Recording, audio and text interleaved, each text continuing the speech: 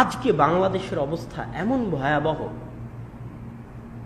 যে বাংলাদেশ যে কোন থিওরির উপর ভিত্তি করে প্রতিষ্ঠিত হয়েছে, বাংলাদেশ যে কি আর বাংলাদেশ যে কাকে বলে, আর বাংলাদেশের ইতিহাস যে কি তা বাংলাদেশের মানুষ জানে না। বাংলাদেশের যত বড়ই রাজনৈতিক দল হোক আর যত বড়ই ইসলামিক দল হোক, তারা বাংলাদেশের মানুষকে বাংলাদেশের পরিচয় দিতে ব্যর্থ। আমরা বাংলাদেশ মানে কি বুঝি? 1971 সালে যে দেশের জন্ম হয়েছে, বাংলাদেশ মানে শেখ মুজিবুর রহমান, বাংলাদেশ মানে জিয়াউর রহমান, বাংলাদেশ মানে শেখ হাসিনা, বাংলাদেশ মানে Khaleda Zia. How can it possible? কিভাবে এটা সম্ভব হতে পারে? শুধু 1971 এবং তারপরই আমাদের ইতিহাস।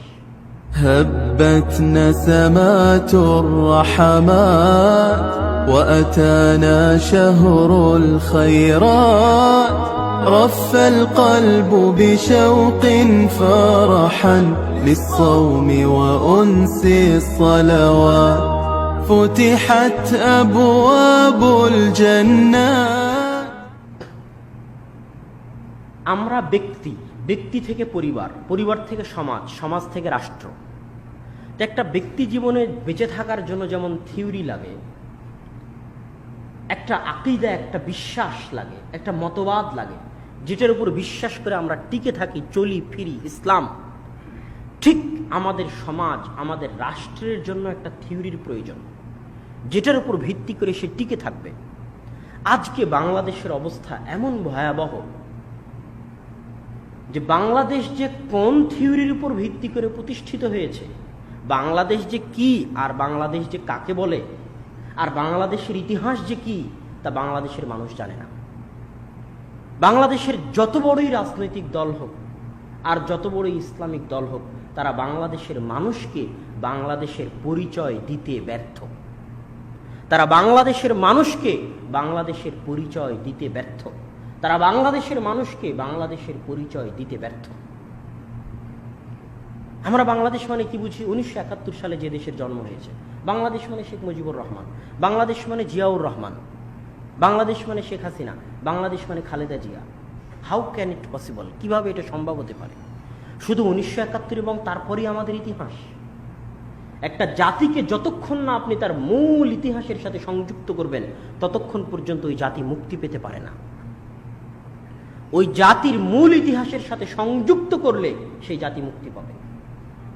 আজকে বাংলাদেশের যে ভয়াবহ পরিস্থিতি, রাষ্ট্রীয়ভাবে, সামাজিকভাবে, সেই পরিস্থিতির কারণে আমি প্রয়োজন বোধ করছি সংক্ষিপ্ত পরিসরে হলো মানুষকে পরিচিত করানোর জন্য যে বাংলাদেশটা কি, বাংলাদেশ কাকে বলে, বাংলাদেশের আসল ইতিহাস কি।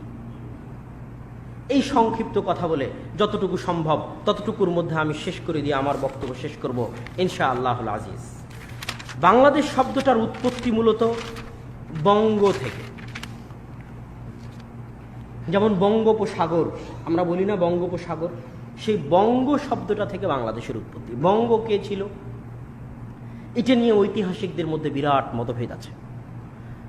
তবে একদল ঐতিহাসিকের শক্ত এবং মজবুত দাবি যে নূহ আলাইহিস সালাতু ওয়াস সালামের একজন ছেলে সাম অথবা হাম, তার একজন ছেলে হিন্দ এবং তার একজন ছেলে বং, সেই ছেলে এই অঞ্চলে বসবাস করত, তথা নূহ আলাইহিস সালাতু ওয়াস সালামের চতুর্থ বা পঞ্চম পর্যায়ের কোনো একজন ছেলের নাম ছিল বং, যে এই অঞ্চলে বসবাস করত এবং তার যারা বংশধর তারা এই অঞ্চলে বসবাস করত, তাদেরকে ইতিহাসে বং বলে পরিচিত করা হয়েছে। ইসলাম আসার আগে বাংলাদেশে বা এই বঙ্গদেশে ইসলাম আসার আগে এই অঞ্চলগুলোতে যারা ইতিহাস পড়েন তারা দেখবেন আর্য এবং দ্রাবিড়, এখানকার আদিবাসী, আমার সংক্ষিপ্ত পড়াশোনায় দ্রাবিড়রা হচ্ছে এখানকার আদিবাসী, যারা কোনো মূর্তি পূজা করত না, যারা কোনো বুত পূজা করত না, যাদের মধ্যে তাওহীদের গন্ধ পাওয়া যেত, তারা হচ্ছে দ্রাবিড়। আর আর্যরা ইরান তুরান থেকে পরবর্তীতে এসেছে, যারা হিন্দু, যারা ব্রাহ্মণ, তারা হচ্ছে এদের অন্তর্ভুক্ত। তারা এই সমস্ত তাওহীদবাদী দ্রাবিড়দেরকে ম্লেচ্ছ, জবন, ঘৃণার পাত্র মনে করত এবং তাদের ইতিহাস বইগুলোতে এই জিনিসগুলো উল্লেখ করা আছে। আমি অত বিস্তারিত আলোচনায় যাচ্ছি না, বিস্তারিত আলোচনা করলে অনেক সময় লাগবে। 1203 খ্রিস্টাব্দে ইখতিয়ার উদ্দিন মোহাম্মদ বিন বখতিয়ার খিলজি, যিনি কুতুবউদ্দিন আইবেক, যার নামে ভারতে কুতুব মিনার আছে, সেই কুতুবউদ্দিন আইবেকের একজন নির্ধারিত বা নিযুক্ত সেনাপতি ছিলেন ইখতিয়ারউদ্দিন মোহাম্মদ বিন বখতিয়ার খিলজি। তিনি বর্তমান ভারতের নদিয়া জেলায় যে গৌড় রাজ্য স্থাপিত ছিল সেটা জয় করেন এবং সেটা জয় করে মালদাহ মুর্শিদাবাদ হয়ে বাংলাদেশের বর্তমান জেলা বরেন্দ্র যে অঞ্চলগুলো আছে, সেই বরেন্দ্র অঞ্চলগুলোর একটা জেলা হচ্ছে রাজশাহী, সেই রাজশাহী দিয়ে প্রবেশ করে রংপুর দিনাজপুর দিয়ে বের হয়ে তিব্বত পর্যন্ত অভিযান পরিচালনা করে। চীনের তিব্বত সীমান্ত পর্যন্ত ইখতিয়ারউদ্দিন মোহাম্মদ বিন বখতিয়ার খিলজি অভিযান পরিচালনা করেছিলেন। তিব্বত সীমান্তে তিনি যুদ্ধে পরাজয় বরণ করে সেখান থেকে ফিরে এসে বর্তমান ভারতের দক্ষিণ দিনাজপুর, বর্তমান ভারতে দুইটা দিনাজপুর আছে, উত্তর দিনাজপুর আর দক্ষিণ দিনাজপুর। দক্ষিণ দিনাজপুর একটা জায়গা আছে এখনো দেবকোট, সেই দেবকোট নামক জায়গায় ইখতিয়ারউদ্দিন মোহাম্মদ বিন বখতিয়ার খিলজির মৃত্যু হয় রাহিমাহুল্লাহ। তিনি সেখানে মৃত্যুবরণ করেন। তার মাধ্যমে বঙ্গ যে এলাকা, বাংলাদেশ যে এলাকা, সেই এলাকাতে ইসলাম প্রচারিত হয়, মানুষ ইসলামের দিকে আসতে থাকে। তার মৃত্যুর পরে আজ পর্যন্ত অদ্যাবধি ইসলামী শাসন এবং হুকুমত থাকলেও 3 থেকে 4টা ট্র্যাজেডি এই অঞ্চলের, আমি ভারত অঞ্চলের ইতিহাস বলছি না, বঙ্গ অঞ্চলের, যেটা বাংলাদেশ যেটাকে বলা হচ্ছে সেই অঞ্চলের ইতিহাস বলছি। এই অঞ্চলের মানুষজন 3 থেকে 4টা ট্র্যাজেডির মুখোমুখি হয়।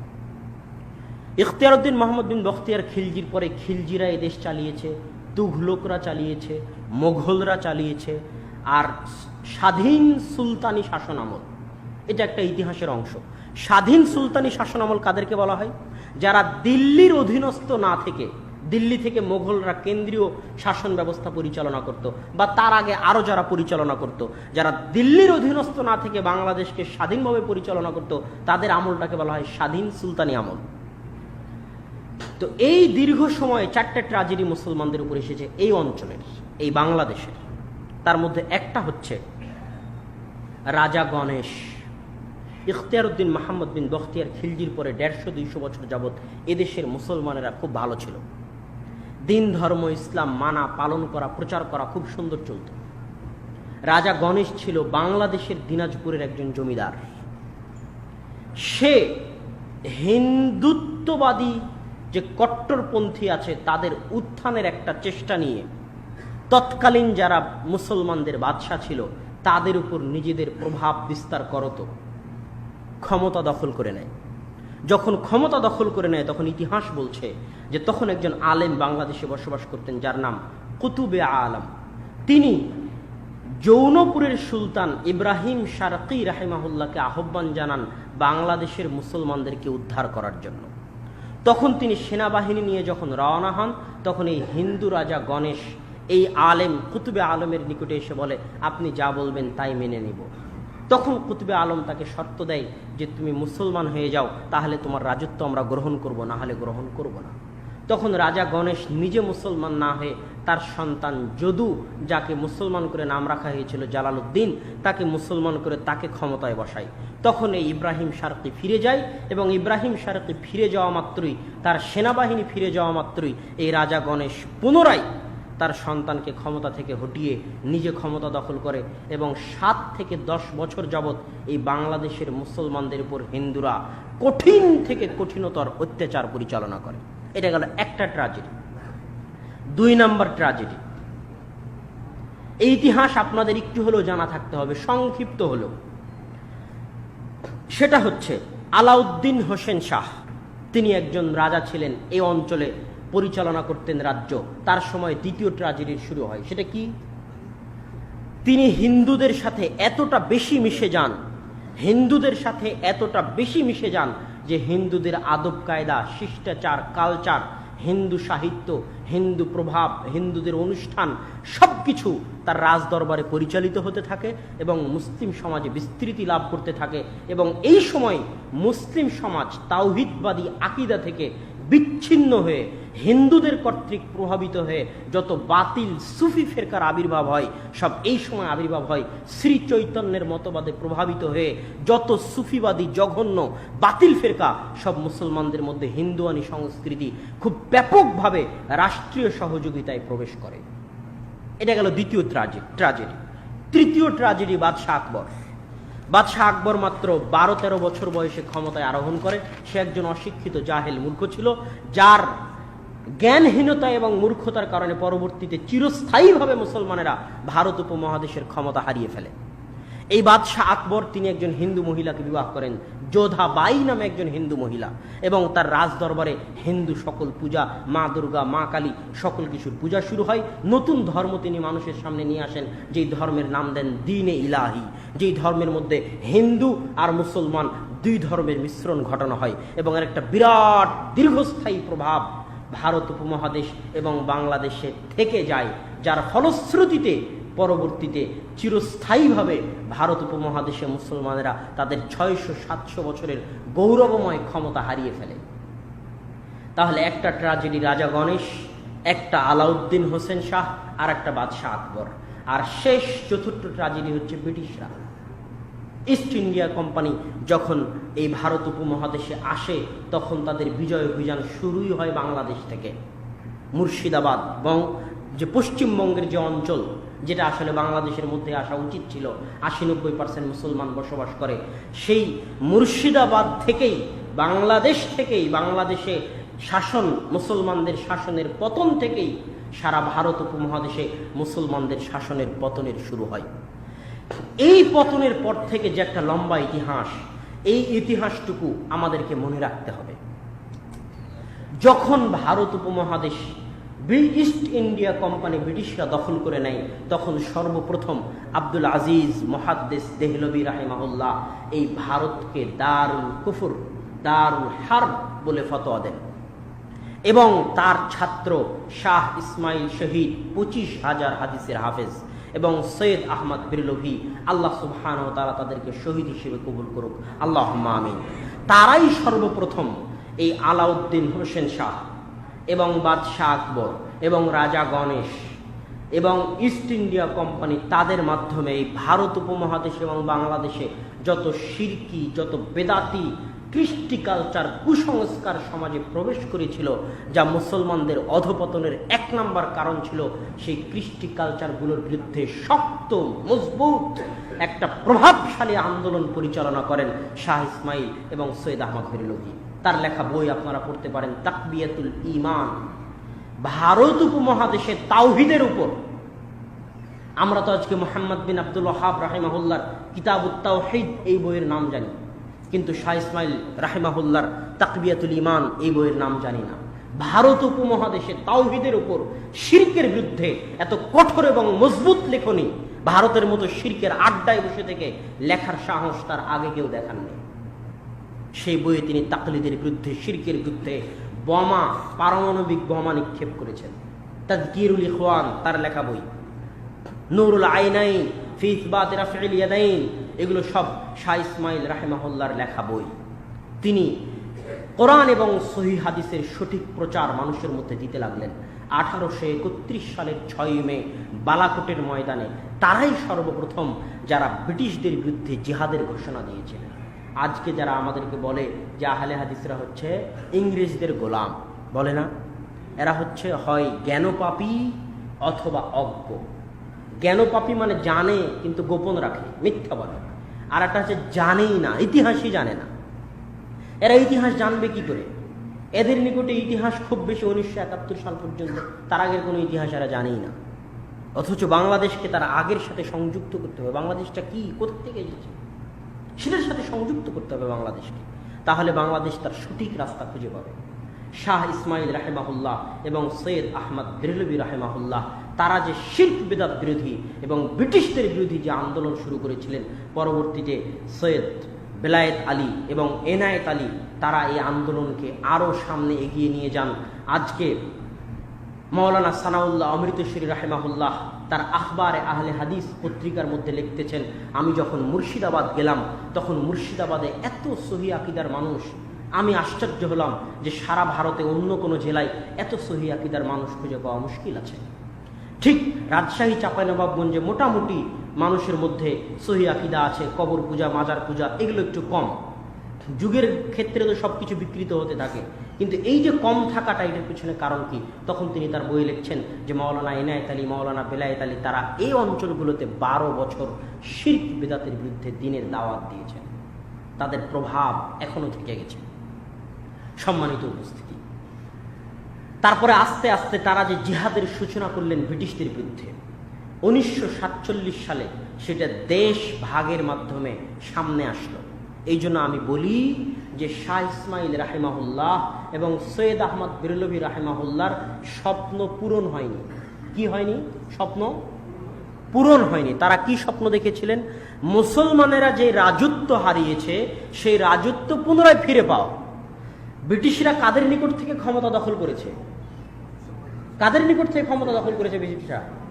মুসলমানদের নিকট থেকে ক্ষমতা দখল করেছে। তাহলে আসল স্বাধীনতা তখনই আসবে যখন সমগ্র ভারতের ক্ষমতায় কারা থাকবে? মুসলমানেরা থাকবে। সহজ বিষয়, কথা আমি বুঝাতে পারিনি? যাদের নিকট থেকে ক্ষমতা দখল করা হয়েছে, কাদের নিকট থেকে? সমগ্র ভারতে একচ্ছত্র আধিপত্য ছিল মুসলমানদের। আর যখন ক্ষমতা ছাড়া হলো তখন মুসলমানদের জন্য কিছুই নাই। পূর্বে একটা ছোট্ট দেশ, পশ্চিমে একটা ছোট্ট দেশ, কিছুই নাই, লাশাই। তাহলে শাহ ইসমাইল রাহিমাহুল্লাহ বা স্বাধীনতা আন্দোলনের স্বপ্ন পূরণ হয়নি, এটাই ঠিক। আজকেও যে লাল কেল্লায় পতাকা উড্ডীন করা হয় ভারতের, সেই লাল কেল্লা মুসলমানদের তৈরি করা। এখানেই মোগল আমলে পতাকা উত্তোলন হতো মুসলমানদের, সেখানেই আজ ভারতের পতাকা উত্তোলন হয়। আজকের কুতুব মিনার, আজকের দিল্লির জামে মসজিদ, সব কিছুতে অলি গলিতে মুসলমানদের সেই শাসন ব্যবস্থার ছাপ আছে। সম্মানিত উপস্থিতি, আমি আমার আলোচনার শেষে পৌঁছে যাচ্ছি। 1905 সালে এবং 1911 সালে, 1905 সালে বঙ্গভঙ্গ হয়। এই ছোট্ট ইতিহাসটুকু আপনারা মনে রাখবেন। 1905 সালে যখন বঙ্গভঙ্গ করা হয়, তখন বঙ্গভঙ্গ মানে পশ্চিমবঙ্গ থেকে পূর্ববঙ্গকে আলাদা করা হয়।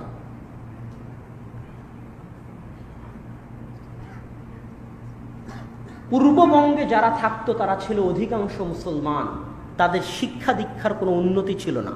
ব্রিটিশরা তাদের শিক্ষা দীক্ষার উন্নতির জন্য পশ্চিমবঙ্গ থেকে পূর্ববঙ্গকে আলাদা করে। আজকের পূর্ববঙ্গটাই, আজকের বাংলাদেশটাই হচ্ছে সেই দিনের পূর্ববঙ্গ। এই অঞ্চলে অধিকাংশ মানুষ ছিল মুসলমান, তাদের শিক্ষা দীক্ষার জন্য ব্রিটিশরা আলাদা করে। তখন রবীন্দ্রনাথ ঠাকুর কবিতা লেখেন আমার সোনার বাংলা, যে না, বঙ্গকে ভাঙ্গা যাবে না, পশ্চিম বাংলা পূর্ব বাংলা এক থাকতে হবে। আর এই সমস্ত জাহেল, মূর্খ, লেচ্ছ, জবন, এদের আবার পড়াশোনার কি প্রয়োজন? কোনো প্রয়োজন নাই।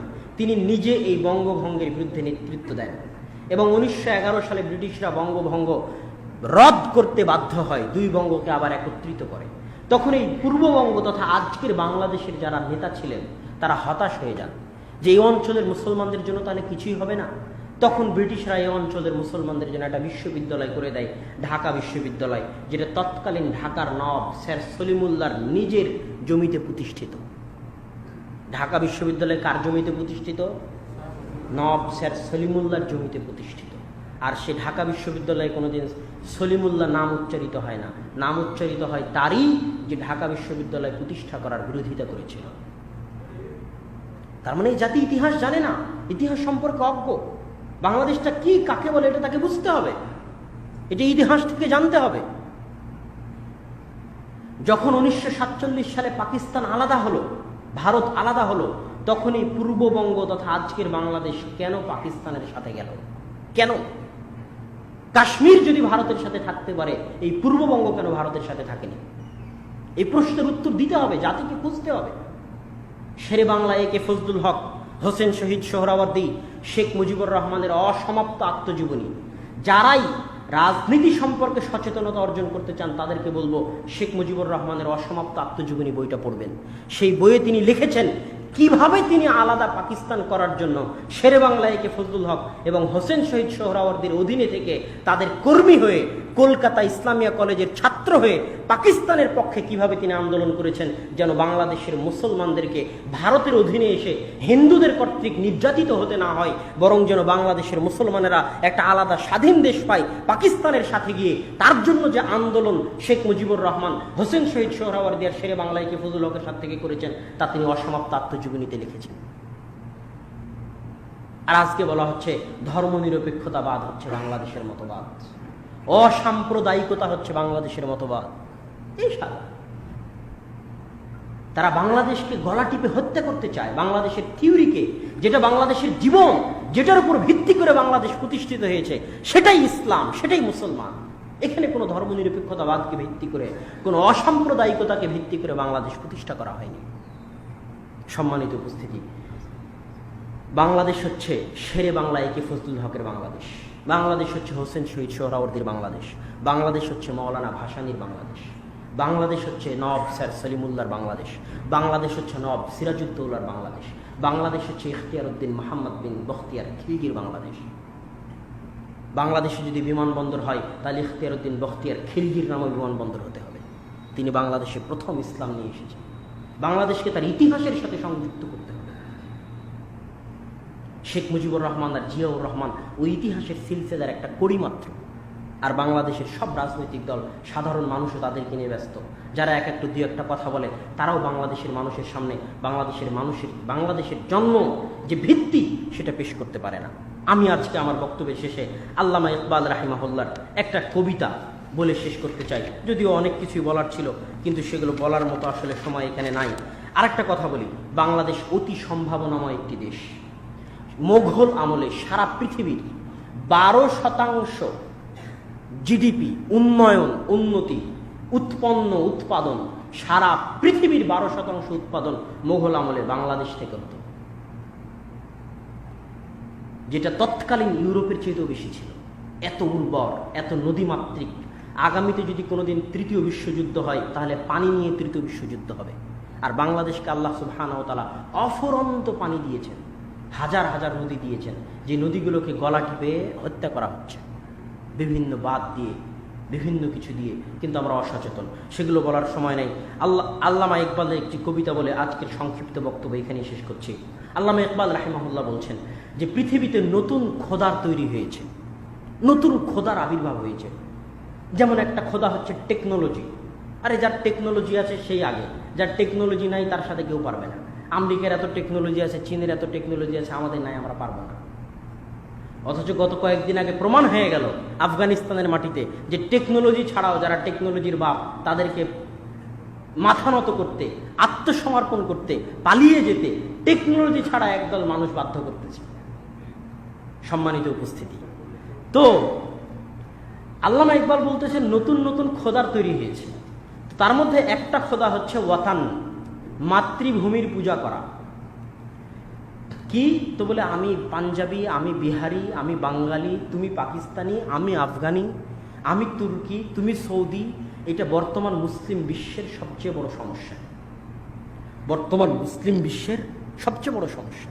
আজ যদি রাসূল সাল্লাল্লাহু আলাইহি ওয়াসাল্লাম বেঁচে থাকতেন, তাহলে আল্লাহ রাসূল যে বিদায় হজ্জের মাঠে বলেছিলেন লা ফাজলা লিল আরাবি আলাল আজম, যে আরবদের কোনো সম্মান নাই আজমদের উপরে, সবাই সমান, তাহলে আজকে আল্লাহ রাসূল বলতেন লা ফাজলা লিল বাঙ্গালি আলাল পাকিস্তানি ওয়ালা পাকিস্তানি আলা বাঙ্গালি ওয়ালা তুর্কি আলা সৌদি ওয়ালা সৌদি আলা তুর্কি। কারো সম্মান, কারো মর্যাদা কারো উপর নাই, সবাই মুসলমান। আজকে যদি আল্লাহ রাসূল বেঁচে থাকতেন এই হাদিস বলতেন। সম্মানিত উপস্থিতি, এই যে মাতৃভূমিকে কেন্দ্র করে যে মুসলমানদের মধ্যে দেশ ভাগ হয়ে আলাদা আলাদা, এই যে জাতীয়তাবাদীর জঘন্য মতবাদ, এটাকে আল্লামা ইকবাল বলতেছে এটা নতুন খোদা। তা আল্লামা ইকবাল ইন তাজা খোদাও মে বড়া সবসে ওয়াতান হ্যায়, এই যত নতুন খোদার আবির্ভাব হয়েছে তার মধ্যে সবচেয়ে বড় খোদা হচ্ছে মাতৃভূমি। বাজু তেরা তাওহীদ কি কুওয়াত সে কবি হ্যায়, হে মুসলমান তোর সবচেয়ে বড় শক্তি হচ্ছে তাওহীদ। তোর বাজু, তোর বাহু তাওহীদের শক্তিতে বলিয়ান। ইসলাম তেরা দেশ হ্যায়, তু মুস্তাফা ভি হ্যায়। তোর কোনো দেশ নাই, তোর দেশ হচ্ছে ইসলাম। আর তুই বাঙালিও নস, পাকিস্তানিও নস, হিন্দিও নস, তুই হচ্ছিস মুস্তাফা বি মুহাম্মাদি। সম্মানিত উপস্থিতি, আল্লাহ সুবহানাহু ওয়া তাআলা আমাদেরকে সঠিকটা বুঝার এবং মানার তৌফিক দান করুক। আল্লাহুম্মা আমিন। ওয়া আখিরু দাওয়ানা আনিল হামদুলিল্লাহি রাব্বিল আলামিন। আসসালামু আলাইকুম ওয়া রাহমাতুল্লাহি ওয়া বারাকাতুহু।